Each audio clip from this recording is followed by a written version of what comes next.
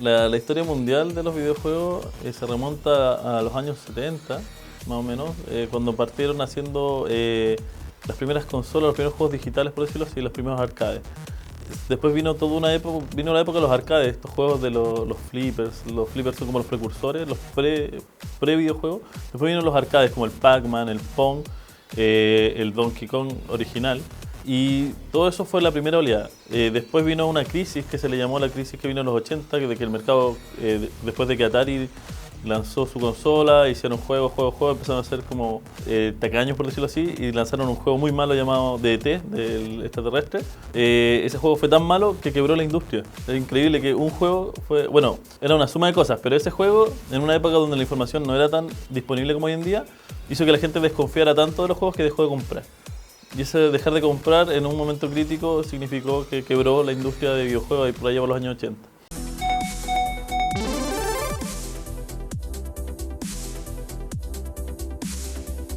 Hoy en día, ya hace unos cuantos años atrás, recién esto empezó como para la sociedad a ser como claramente una fuente de ingreso y un trabajo, por así decirlo, respetable. Porque, por ejemplo, yo cuando partí, fue como, no, en realidad yo quiero trabajar haciendo juegos de video. Y para toda la sociedad, amigos, papá, todo era como, ¿y cómo vaya a vivir de eso? Entonces para la sociedad era como, no, ¿cómo se te ocurre trabajar de eso? ¿Qué vaya a hacer? Eso te da dinero, se asociaba a un vicio de juego y listo, y entonces costó que se viera hoy en día como un trabajo. Y de a poco empezó a salir más gente que hacía esta cosa, más gente que ya no le da vergüenza decirme, hace que yo juego y tengo mis monitos que hago esta cosa acá, hago esto de acá. Empezó a crecer la sociedad, se empezó a ver mucho más. Es por eso que también las universidades hoy en día están tomando las carreras de diseño de videojuegos.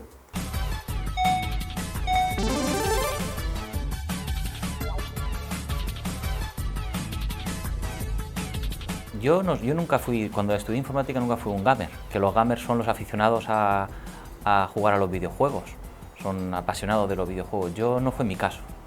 Mi caso vino más que me lo encontré como una herramienta muy útil para enseñar algoritmos de inteligencia artificial. Entonces, claro, cuando tú ves que a los alumnos les motiva programar videojuegos, pues tú tratas de enseñar tus técnicas de programación en un entorno como los videojuegos. De ahí me vino la necesidad como académico de saber cómo se desarrollan los videojuegos en realidad, porque lo que nosotros hacemos en el ramo de inteligencia artificial son prototipos. Entonces es interesante desde el punto de vista de la inteligencia artificial también tratar el tema de los videojuegos, porque una de las entidades más importantes de los videojuegos son los no player characters, que son esas entidades, los enemigos que te atacan y cómo tú puedes dotarlos de cierta inteligencia y de movimientos autónomos. De ahí me vino el interés en videojuegos, no como una herramienta de entretenimiento, sino como una herramienta docente.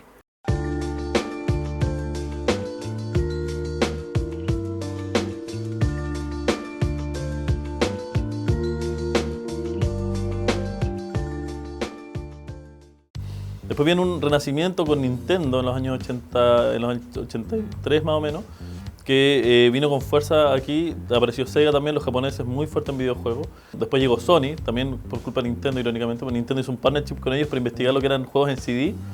Después canceló el partnership y Sony sacó lo que había investigado, porque todo este dinero que habían invertido en investigar se convirtió en la PlayStation, que hasta el día de hoy es la consola más popular del mercado. PlayStation 1, 2, 3 y 4 son hoy en día más populares incluso que Nintendo en términos de compra. Y se unió finalmente ya el último gran participante de la industria de las consolas es Microsoft con Xbox, que entró en los años 2000, 2002 más o menos. Y esos son los tres que siguen la carrera. Ya salió Sega, pero tenemos dos japonesas contra la norteamericana. Si te vas a una empresa gigantesca externa, por ejemplo GTA, que es un juego que lo conoce todo el mundo, podéis tener cientos de personas encargadas del juego, desde los que se encargan de la parte de marketing, de la idea del juego, y de ahí tenéis super equipos, que son, por ejemplo, la gente que está encargada de este segmento del mapa. De ahí está, no sé, el encargado de sonido, el encargado del ambiente, el encargado de texturas, con su subequipo, del que se encarga solamente de hacer este árbol con esta cajita, pero que se vea perfecto. Luego más el equipo que hace todo el nivel, testers, pueden ser cientos de personas en una empresa de ese nivel. Si bajamos un poco más, por ejemplo, y nos enfocamos en behavior, actualmente en Behavior Santiago somos alrededor de 40 y algo personas, pero segmentadas en, podría ser como 3 equipos, de 3 y 4 equipos. Entonces un juego promedio, por ejemplo, de consola, que sacamos el juego Snoopy, que sacamos el año pasado, estuvimos trabajando como en el momento máximo como unas 15, tal vez habremos llegado a 20 personas, un poquito menos, pero el core del juego se hizo como con 15 personas, 12 personas por ahí. Los videojuegos se están empleando en otros muchos ámbitos, como la educación, como la sanidad, para conocer mejor a las personas y poder ajustar bien sus tratamientos. Y también se están utilizando como una herramienta sociológica y se estudia como un medio en sí mismo. Y bueno, ya sabes que ha superado al cine en cuota de mercado, que es una necesidad que las carreras de informática aporten estudios en este sentido.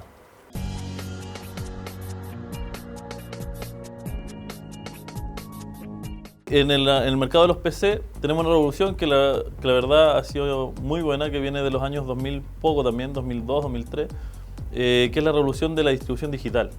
Porque antes los juegos se vendían en caja, no teníamos internet, el internet es del 95. Entonces la distribución digital, a través de Steam particularmente, generó una cierta democratización de poder vender juegos. Entonces ya no era necesario que yo tuviera la plata para poder contactarme con las tiendas y poder vender mi juego en caja, sino que yo podía subirlo a un servidor y listo. Y ya la democratización se volvió mucho más abierta cuando salieron los juegos móviles, cuando salió el iPhone y el Android.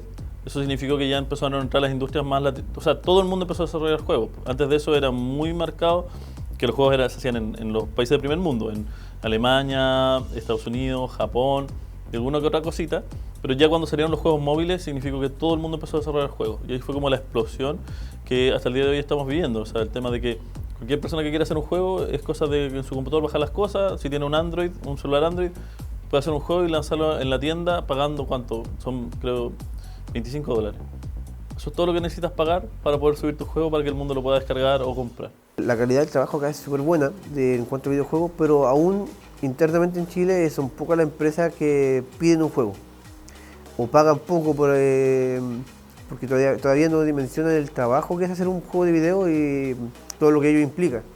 Por lo tanto, la mayoría de los trabajos de acá son para afuera, para el extranjero.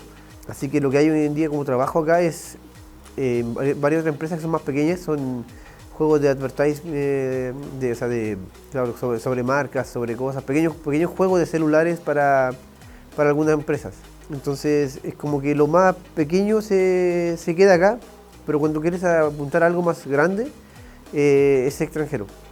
Ahí todavía como que acá a las empresas les da un poco de miedo y meter plata en esos proyectos. Me gusta mirarlo como una extensión del libro. Como, tú cuando ves un libro de docente o, por ejemplo, imagínate cuando estás en el liceo de física, ¿no? Donde explicaba el movimiento de una bola que cae sobre una cuesta, si tú pudieras jugar un videojuego sobre ese fenómeno físico, pues seguramente lo interiorices mucho mejor, porque es una herramienta audiovisual. Cuando tú tienes un libro, tú lees y tú imaginas, el videojuego te ayuda a imaginar, ¿no? E interaccionas con él. Con el libro no puedes interaccionar. Entonces yo lo veo, me gusta ver los videojuegos y yo creo que el futuro pasa por ahí, ¿no? Vamos a tener libros complementados con videojuegos. La palabra videojuego también la etiqueta, ¿no? Podemos hablar de entornos virtuales y ya sabes que la realidad aumentada y la realidad virtual está empezando a emerger también con mucha fuerza.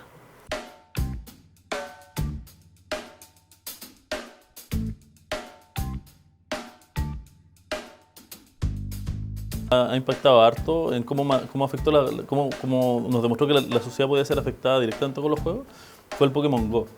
El Pokémon Go cuando salió, me acuerdo que en Viña, por lo menos, que yo soy de Viña, había lugares que eran más o menos peligrosos, o sea que uno no iba en la noche. Pero salió el Pokémon Go y ahí habían Poképaradas, le ponían cebo y se llenaba de gente. Entonces ya no era peligroso pasar por esos lugares en la noche. Entonces yo sentí que mi ciudad era más segura gracias a Pokémon Go. Y ese fenómeno no se dio solo en Chile, o sea, hay varios lugares donde la policía ponía cebo en estas Poképaradas para que hubiera gente y fuera más seguro. Entonces es increíble cómo un juego puede moldear a la sociedad. O sea, la gente empezó a conocer más a sus vecinos y todo. Y es como interesante esas situaciones.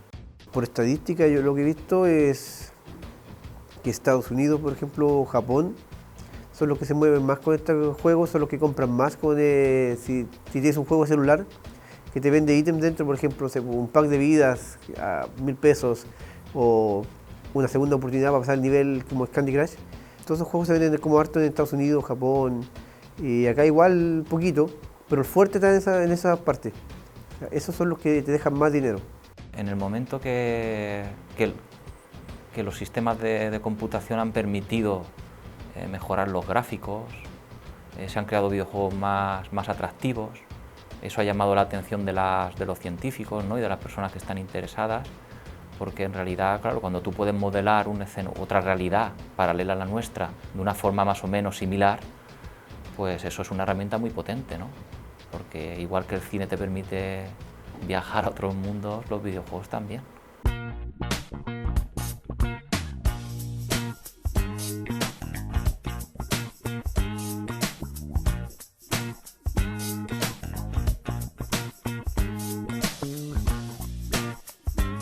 Entonces los videojuegos hoy en día son un medio y se han expandido a todas las áreas, desde hacer sensibilización cultural hasta los deportes, que son videojuegos que son deportes competitivos, son deportes profesionales. O sea, hoy en día ya es una profesión jugar, existe esa profesión.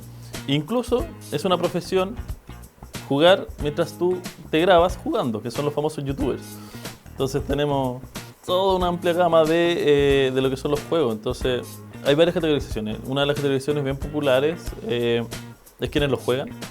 Están los juegos casuales, están los juegos midcore y los hardcore, que es como una clasificación que es independiente del medio, o sea, independiente de dónde está, en qué medio está. Casual es un juego que tiene pocas barreras de entrada y cualquier persona lo puede jugar. Midcore es un juego que es fácil de jugar, pero requiere aprendizaje e inversión. Y hardcore ya es un juego que tú tienes que invertir mucho en aprender a jugar el juego si quieres disfrutarlo. Entonces, lo que es el deporte, el ser un deportista es hardcore, claramente. Entonces, todos los deportistas estarían ahí. Candy Crush es casual. Y así la Wii también es un casual. La Wii, de hecho, es pionera en el sentido de que él hizo que las consolas fueran casuales, que era algo que nunca se había podido hacer antes. El ser humano desde tiempo inmemorial que se disfruta pasando el tiempo libre haciendo alguna actividad o algo que lo entretenga. Antes era como ver la tele, entonces la gente llegaba y se sentaba en la casa a ver tele. Hoy en día la gente llega a la casa, toma su juego y se pone a jugar un ratito, me aburro, juego otro. Y sigue jugando, tiene un tiempo libre y lo primero que toma es el celular y se pone a jugar. O los que tienen consola, y hoy en día las consolas están tratando de hacerte interactuar más con amigos, que son las que, como ya el internet es mucho más rápido, tu consola se conecta ya al internet, jugáis en línea con más amigos, ya te absorbe tiempo eso, y al ser como competitivo, la gente es competitiva, entonces tenéis más interacción. Ves mucho, por ejemplo, en redes sociales, me acabo de comprar este juego y todos, qué buena, vamos a jugarlo, o mandan fotos de esto, lo terminé y termináis viendo gente que habla sobre juegos, lo que antes era hablar sobre películas. Entonces de repente vas en la calle y es como, oye, ¿viste que salió tal juego? Sí, yo lo terminé, ¿y qué te pareció? Buenísimo, pero no me conté nada, que quiero comprármelo yo. Yo creo que los videojuegos han impulsado unas mejoras importantes en todo lo que tiene que ver con la programación gráfica, ¿vale? Porque al principio, si tú querías programar un videojuego, tenías que ser tú el que hacía todo. Ahora hay unos motores de videojuegos, motores gráficos que te permiten programar videojuegos de un punto de vista más abstracto, ¿vale? Entonces al final yo creo que sí, que los videojuegos están ayudando a mejorar todas las herramientas que había para programación gráfica. Como tú puedes sacar el máximo rendimiento a la tarjeta gráfica, que al final es donde se realizan todas las computaciones relacionadas con lo visual del computador. Por ejemplo, ahora la PlayStation sacó los lentes de realidad virtual. La realidad virtual, mucha gente dice que es como hardcore, pero en verdad ponerse los lentes y todo y jugar es súper casual en el sentido de que no hay ninguna barrera de entrada. Entonces, es atractivo para cualquier persona, no solamente para un gamer, una persona que es como con conocimiento y con entrenamiento. O sea, tú puedes ser una persona de a pie, tú ves en una feria, por ejemplo, nosotros hacemos ahora juegos de realidad virtual. Entonces nos pasa que cuando vamos a ferias a mostrar nuestros productos, se hace una fila y quieren jugar nuestros productos, pero uno dice, ya, ¿querrán jugar nuestro producto o querrán usar la tecnología? ¿Ya? Pero igual, claro, quieren usar el producto porque es tan natural, los juegos los tenemos que diseñar. De hecho, como dice el socio que está a cargo de esto, que es Aldo Manetti, dice, la gente se vuelve como cavernícola con estos juegos. Es un estudio, hay varios estudios, la gente se vuelve muy instintiva. Entonces, cuando tú juegas un juego normal, tú tienes reglas claras, tú juegas el juego todo. Pero cuando tú juegas un juego de realidad virtual, lo primero que haces es empezar a agarrar las cosas, hacerlas chocar, romper cosas, tirar las cosas al piso, como barrer las cosas, chocar contra las cosas. Porque tú estás en el mundo real y te puedes mover con un grado de libertad que los otros juegos no te dan. Los otros juegos están ahí, en una pantalla. Estos juegos están alrededor tuyo y tú estás en el juego.